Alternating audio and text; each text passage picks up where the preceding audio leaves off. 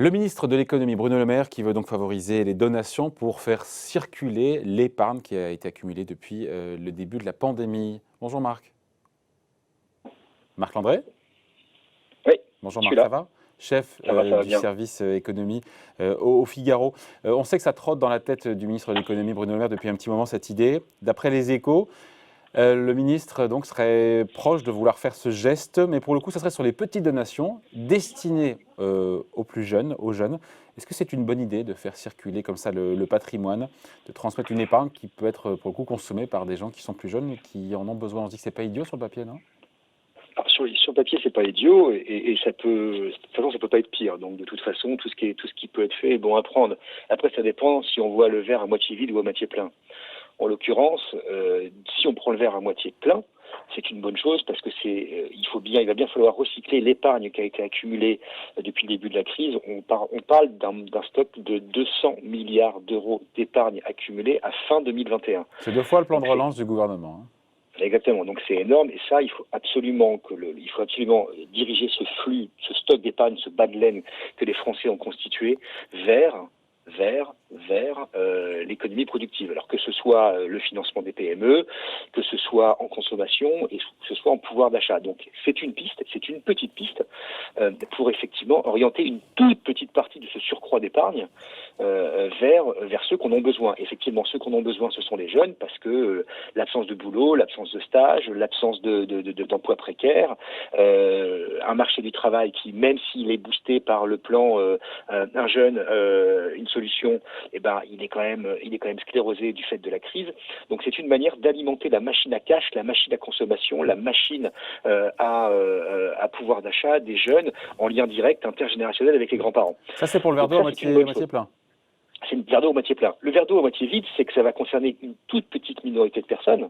Parce que d'abord, il faut avoir la capacité de donner 10 à 15 000, enfin, parce qu'on parle des montants de 10 000 à 20 000 euros Oui. des grands-parents vers les petits-enfants. Tous les grands-parents n'ont pas cette capacité-là financière, puisque effectivement aujourd'hui, le niveau de vie des retraités est plus important que celui des actifs, si on intègre le patrimoine. Or, le patrimoine, par définition, il est immobilier, il n'est pas liquide, il est solide. Les grands-parents vont pas vendre un appartement ou leur appartement, leur bien immobilier pour filer 20 000 euros à leurs petits-enfants. Donc, ça ne va concerner qu'une toute petite partie de la population française et donc avoir un effet, je dirais, microcosmique. C'est ça. Un effet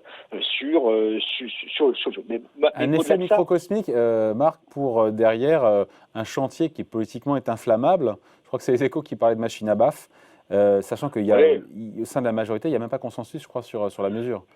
ni la majorité, ni dans l'opposition. Et On est puis déjà c'est dans une la tarte à la majorité. crème. Hein. Ouais, c'est une tarte à la crème parce qu'il faut savoir que ça a déjà été utilisé plusieurs fois, C'est notamment Nicolas par Nicolas Sarkozy. Sarkozy. Ouais. Voilà, en 2004 quand il était ministre de l'économie et en 2007, après 2007 quand il était ministre, quand il était président de la République, il avait porté le plafond des donations défiscalisées de 100 000 à 150 000 euros, Oui. ce qui est possible de faire tous les 15 ans.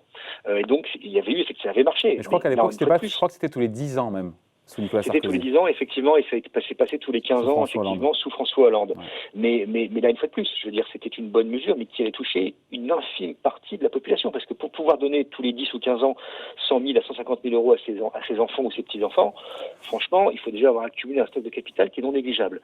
Donc ça a déjà été fait, ça marche, mais c'est très limité dans le temps. Vous savez, quand il y a une crise majeure comme celle qu'on connaît aujourd'hui en France, il y a toujours deux tartes à la crème qui ressortent. La hausse En termes d'impôts, de guise les hausses d'impôts. non, même pas, je pense pas à celle-là, parce que celle-là est tellement évidente que j'ai même pas envie d'en parler.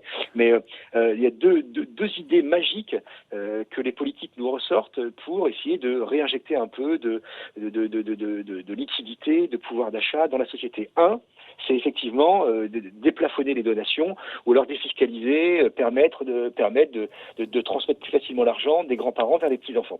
La deuxième, c'est le développement de la participation. Vous noterez que depuis De Gaulle, à chacune des crises, vous avez toujours le président de la République en fonction qui va vous dire il faut développer la participation en entreprise parce que quand ça repartira, il faudra qu'on redistribue mieux les fruits de la croissance aux salariés qui ont permis Qui peut être contre, Marc? personne, mais sauf que c'est jamais fait. Ou quand c'est fait de manière à la française, c'est-à-dire bureaucratique, bienvenue en absurdie, et vous vous retrouvez avec des usines à gaz qui ne sont utilisées par personne, parce que trop complexe. Prenez, j'ouvre une parenthèse pour la refermer tout de suite. J'ai regardé ce matin le projet d'accord d'organisation du fonctionnement des restaurants d'entreprise qui va être mis en ligne aujourd'hui, suite à la nouvelle vague, au 3e confinement. Ouais. 7 pages. 7 pages pour expliquer comment on doit manger en entreprise.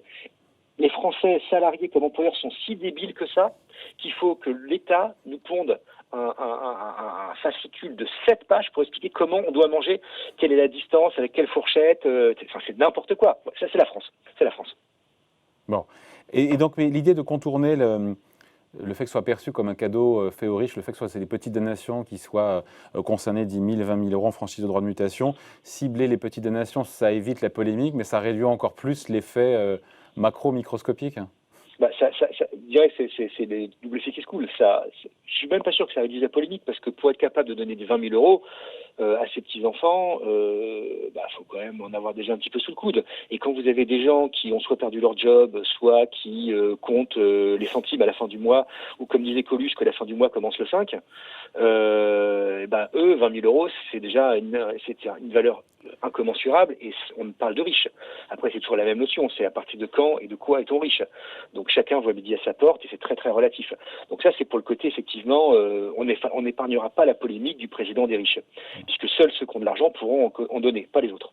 En revanche, effectivement, en abaissant le seuil à minima, c'est-à-dire à 10 000 euros, vous donnez la capacité qu'il y ait plus d'argent qui soit distribué. Ouais. Mais pour un effet qui restera, somme toute, assez limité. Ouais. Sauf pour les petits-enfants qui seront heureux pour démarrer dans la vie, pour les aider parce qu'ils n'ont pas de boulot, de recevoir un petit peu de sous. Ouais, et puis regardez... Pour voir l'effet micro aussi. Hein. Oui, non, mais l'effet micro, de toute façon, pour ceux qui en bénéficieront, il est évident. Imaginez si vous recevez 10 000 euros du jour au lendemain, vous savez très bien ce que vous allez en faire. Chacun va le consommer comme il l'entend, et pas du tout le mettre de côté. Donc c'est gagné, parce que c'est bien ce que souhaite le gouvernement et Bruno Le Maire. Ah bien sûr, mais est-ce que ça aura que ça serve microéconomiquement et que ça booste le pouvoir d'achat de ceux qui en bénéficieront parce qu'ils en manquent, évidemment. Mais après, il faut voir le côté macro. Est-ce que d'un point de vue macroéconomique, ça aura un effet? De combien parle-t-on sur les 200 milliards d'épargne, de surcroît d'épargne qui auront été accumulés sur 2020 et 2021? Ça va concerner combien? 3, 4, 5 milliards? Personne n'en sait rien. Personne n'en sait rien. Et puis ça va dépendre aussi de la manière dont les Français se projettent dans l'avenir. Avec ce 3e confinement qui n'en est pas vraiment un, qui touche 16 départements, mais qui peut-être dans 10 jours en touchera 25, avec une heure de couvre-feu qui est rallongée d'1 heure pour tenir compte de l'heure d'été. Enfin, on est dans un bordel sans nom, ou avec aucune visibilité plus loin que le début de la semaine d'après. Et donc voilà. Or, pour pouvoir donner, il faut avoir de la visibilité, il faut limiter l'incertitude. C'est ça, l'incertitude, elle est maximale. Quand Bruno Le Maire cherche encore une fois à libérer cette épargne colossale qui dort, il a raison. Mais finalement, au-delà du fait qu'on soit toujours les mêmes recettes qui semblent être recyclées quand on vous écoute, à juste titre, tant qu'il n'y a pas la confiance, tant qu'on ne revient pas à la normale, enfin qu'une forme de vie, un semblant de normal, ça ne sert à rien au final. Enfin, il n'y a pas moyen de libérer et d'empêcher que cette épargne dorme. D'ailleurs, quand on dit que cette épargne, elle dort vraiment? Elle dort, elle est sur les livrets A, elle est placée à droite à gauche, elle est dans les bas de laine. C'est-à-dire, vous avez aussi des gens qui continuent à accumuler des billets, alors pas physiquement dans les bas de laine ou dans les matelas, mais qui ont des stocks de liquide à la maison. Donc elle dort sans dormir véritablement, mais pour autant, regardez le livret A, regardez où en est la construction en France. Vous avez beau bourrer vos livrets A de liquidités, c'est pas pour autant qu'il va aller financer la construction de logements sociaux qui est en panne. Donc, en tout cas, on ne peut pas en vouloir à Bruno Le Maire de chercher à remettre dans le circuit économique et en dépenses, en consommation, en investissement, ces 200 milliards d'euros qui ont été accumulés. Hein. Ah bah non, il n'y a pas de faux problème, il n'y a que de mauvaises solutions. Donc on ne peut pas lui reprocher de chercher. Après, c'est ce qu'il trouve qui peut éventuellement poser problème. Après, il n'y a que ceux qui font rien et qui n'ont jamais tort. Hein. Ouais. Bon, en tout cas, voilà, il y a cette, quand il faut information, en tout cas, les échos. Bruno Le Maire qui serait prêt à faire ce geste autour des petites donations à des alors ça traîne depuis un petit moment quand même, hein. Ça traîne depuis un petit moment. On sait que lui s'est déjà exprimé dès le début du mois de mars sur cette question-là. Donc là, oui, mais au départ, on ne connaissait pas le montant. Oui, bien sûr. Enfin, ceci dit, on ne le connaît pas non plus maintenant. Là, on estime que ça pourrait être de l'ordre de 10 à 20 000. Ouais. C'est vrai qu'on est très loin du plafond existant qui est de 100 000. Oui, il faut rappeler qu'on peut déjà le faire jusqu'à 100 000 euros plus les 31 865 euros de dons de somme d'argent. Hein. Oui, alors moi j'aimerais bien toucher 31 865 euros en don d'argent liquide. Ça en fait beaucoup des pièces de 20 centimes. Ouais. Bon, voilà, en tout cas, explication signée. Merci beaucoup, Marc Landré, chef du service éco au Merci, Figaro. David. Merci, Marc, à bientôt. À bientôt. Ciao.